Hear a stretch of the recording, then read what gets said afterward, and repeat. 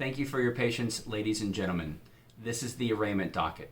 This is an opportunity for this court to inform you what you've been charged with, as well as to address certain preliminary matters, such as bond conditions, and the appointment of a public defender. When you hear your name called, please step forward to the podium, give me your name, date of birth, and address, and I will then inform you what those charges are. If this matter is a felony, I'm going to enter in a not guilty on your behalf and set this matter for a preliminary hearing. The next preliminary hearing will be next Thursday at 1:00 p.m. If this matter is a misdemeanor or a violation being a fine-only offense, you will have an opportunity to enter a plea yourself. In the Commonwealth of Kentucky, there are two types of pleas, guilty and not guilty. There is no such thing as no contest, like you might find in other states, such as Ohio.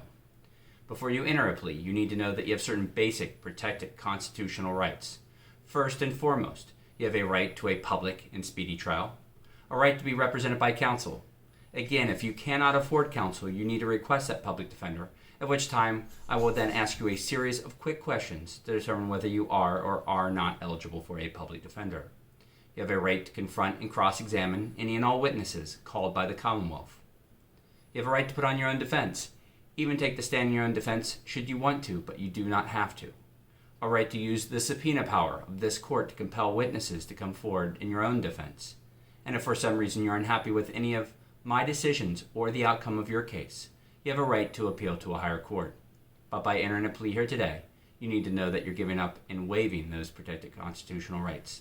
If you have any questions or concerns about any policy or procedure of this courtroom, or more importantly, those constitutional rights for which I just went over, please do not hesitate to ask, and I will do my best to answer any and all questions that I can. It is very important for you to note, though, that all of these proceedings are being recorded, which means anything you say can and most likely will be used against you in this court of law. Thank you.